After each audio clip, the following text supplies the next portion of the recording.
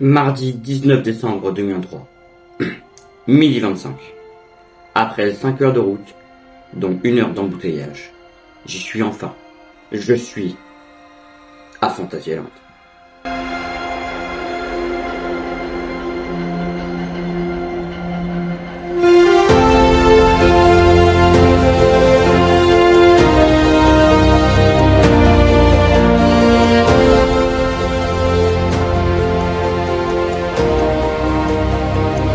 Bonjour à tous, par fanatique de découverte. Aujourd'hui, on se retrouve pour récapituler de ma visite à Fantasyland. Ne perdons pas plus de temps et entrons directement dans le vif du sujet. La journée a très mal commencé, avec 1h15 d'embouteillage, ce qui nous a fait arriver à midi 20 au lieu de 11h05. Et cette heure en moins aura son importance sur le reste de la journée. En effet, j'ai prévu tout un plan de visite en partant de l'entrée Berlin. Sauf que comme on est arrivé en retard, on nous a fait entrer par l'entrée de Chinatown. Donc tout mon plan de visite était inversé. Et ça, c'est pas bon pour le business. Nous avons donc commencé notre visite en nous dirigeant vers Klugheim. Et seulement quelques minutes après notre arrivée, c'était déjà une première claque que nous mettait Fantasyland. L'entremêlement des rails de Taron et Raik, mêlés aux magnifiques décors médiévaux, nous plonge directement dans une ambiance particulière. Mélange d'euphorie, d'excitation, d'appréhension et de bien-être, un sentiment unique à Fantasyland. Nous voilà donc embarqués pour notre tout premier coaster de la journée, Raik. En s'engageant dans la file d'attente, je remarque deux éléments qui deviendront récurrents dans notre journée. Premièrement, la file d'attente est très jolie, avec comme principal atout la kinétique des rails de l'attraction et des attractions de Juland. Deuxièmement, il y a beaucoup, mais alors beaucoup, de parcs à bœufs. Et c'est chiant. Pour ceux qui ne savent pas, un parc à bœufs, c'est une pièce dans laquelle juste tu vas faire des allers-retours. Une pièce de file d'attente dans laquelle tu vas juste faire des allers-retours en boucle. La gare, quant à elle, est très jolie et on réussit à saisir quelques petites brides de storyline grâce à l'horloge qui semble indiquer que le Raik sert à remonter le temps. Nous avons ensuite directement enchaîné en changeant de zone avec un autre Crazy, Colorado Adventure. Un main terrain extrêmement généreux. Ce coaster est très fun, possède un layout sans temps mort alors qu'il dure 2 minutes 55. La file, elle, ne m'a pas particulièrement marqué, contrairement à la gare. C'était le bordel. Il n'y avait pas d'employés pour dispatcher les visiteurs dans les wagons et les gens s'agglutinaient anarchiquement derrière les portillons. C'était l'enfer pour se placer, on s'est fait doubler 50 000 fois. Là, faut revoir le système en mettant un employé en plus pour qu'il s'occupe de dispatcher les gens, parce que sinon, ça va pas le faire. En sortant, rendez-vous à Tikal, une petite tour de chute qui est très amusante, comme ses frères de Nigloland et de Robopark. Mention spéciale à son intégration dans la zone. Si on n'y prête pas attention, on ne remarque même pas qu'elle est là. C'est très joli et on ne voit pas la délimitation entre les décors et la tour. Changeons de continent pour se retrouver dans la zone Deep in Africa, qui dispute la place de meilleure zone du parc avec Rookburg. C'est beau, c'est immersif, on se sent plongé dans l'ambiance, les musiques sont entraînantes, c'est parfait. Elle abrite aussi une attraction qui, bien qu'elle ne soit pas la meilleure, est sans aucun doute la plus fun selon moi, Adventure Trail. Le parcours est amusant, on peut vite s'y perdre pour tester les différentes possibilités. Il y a différents effets très intéressants, c'est très amusant à faire en famille. Bref, c'est le petit coup de cœur de la journée. Le temps de passer un pont et nous voici déjà à Berlin. On continue sur les parcours d'aventure avec l'hôtel Tartuffe que j'ai trouvé bien moins amusant que l'Adventure Trail malgré ses très jolis décors. Je sais pas, je trouve que même s'il y a une ambiance dans l'hôtel Tartuffe, je préfère l'ambiance exotique de l'Adventure Trail avec ses obstacles beaucoup plus amusants en bois, des poutres, des choses comme ça, plutôt que l'hôtel Tartuffe où tu montes sur un truc qui tourne et tu descends du truc qui tourne et t'es plus sur un truc qui tourne. On ne va pas s'attarder sur cette zone qui, vous allez voir, sera beaucoup plus belle de nuit. Et comme il commence à pleuvoir, allons vers Woostam. Alors oui, c'est une très mauvaise idée d'aller à Woostam quand il pleut, mais c'est pas ma faute, je vous ai dit que mon plan a été inversé. De base, Woostam, c'était la première zone qu'on devait faire. Et là, ça se retrouve à être la dernière.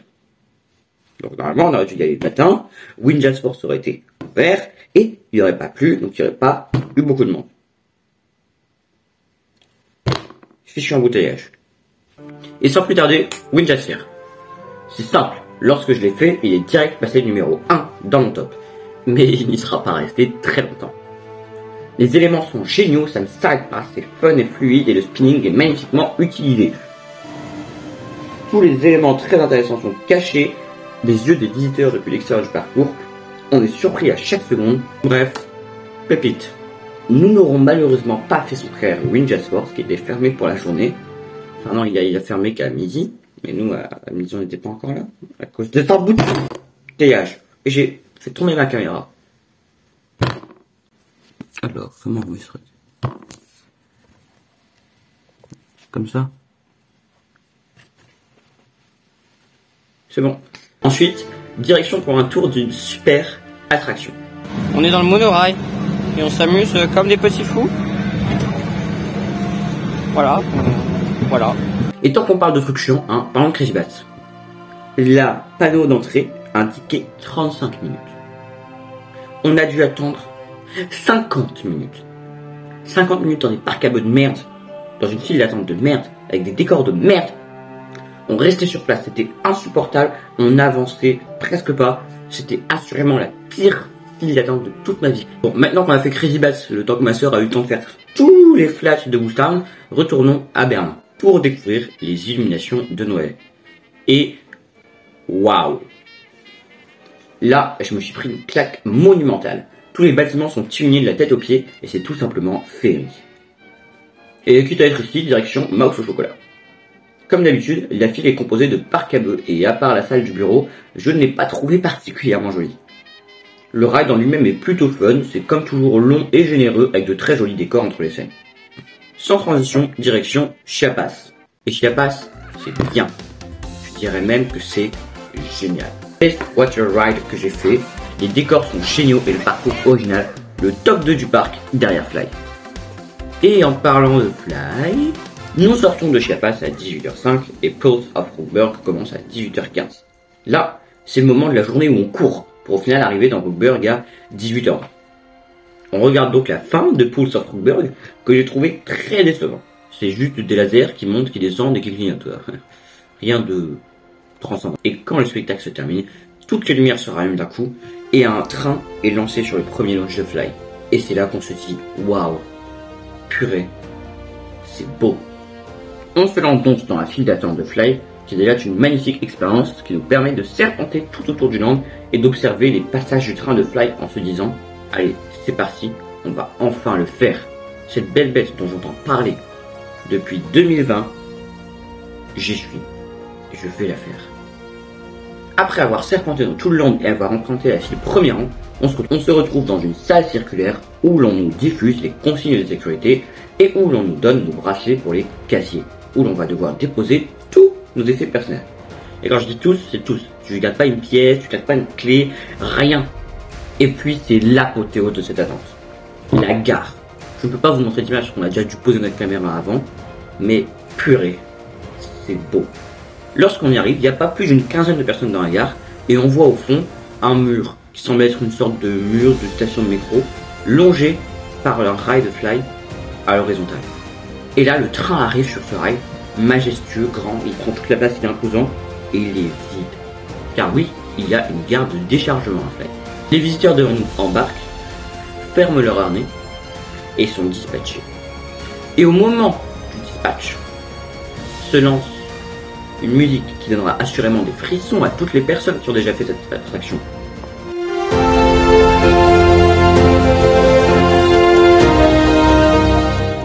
Et là, toutes les lumières passent en bleu. Les trucs de bulles là d'un nous, je sais pas comment ça s'appelle, c'est un truc qui fait des bulles. Là, la tension, l'excitation, tout ce que tu veux monte.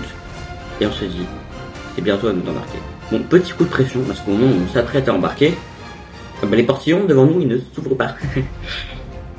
Il reste bloqué 10 secondes, 15 secondes, 20 secondes.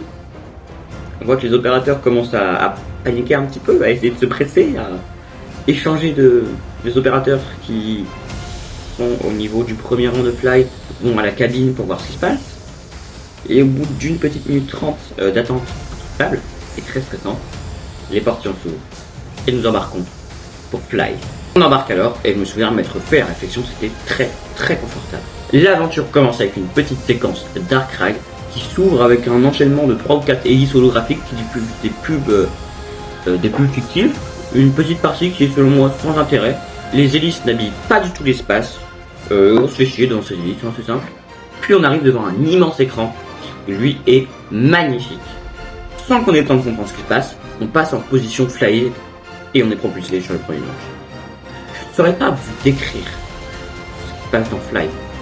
Je me souviens juste d'une chose, j'étais heureux d'être là. J'avais le smile, j'étais euphorique.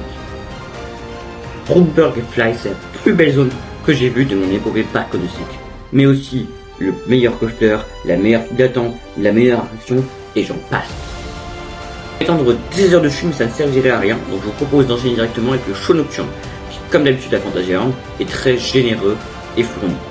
Tous les effets, que ce soit les feux d'artifice, les étincelles, les lance-flammes, les fontaines, les lumières, il y a aussi des lumières, sont calés sur la musique à la perfection.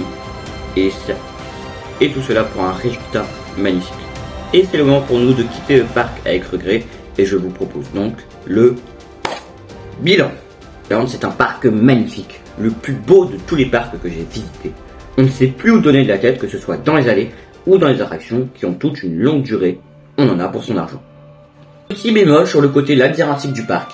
On s'est souvent perdu et on a facilement perdu 30 minutes à chercher notre chemin. Ah, et dynamiter le monorail Crazy Bass pour remplacer tout ça par un très beau Dark Ride. Dans la zone où ça, on a rencontré deux mineurs là, avec leurs pioches et tout. On peut faire un Dark Ride sur le thème de la mine, je sais pas moi, trouver une idée, c'est votre métier. Bref, merci à tous d'avoir suivi cette vidéo. N'hésitez pas à me rejoindre sur Instagram, TikTok, Thread, et bien sûr abonnez-vous à cette chaîne YouTube si cette vidéo vous a plu et que vous venez de nous rejoindre. Si vous voulez savoir où se place Fantasyland dans mon top parc, je vais sortir d'ici un petit mois une vidéo sur mon top parc, donc abonnez-vous pour ne pas la louper. Sur ce, je ne vous embête pas plus de temps, et ciao.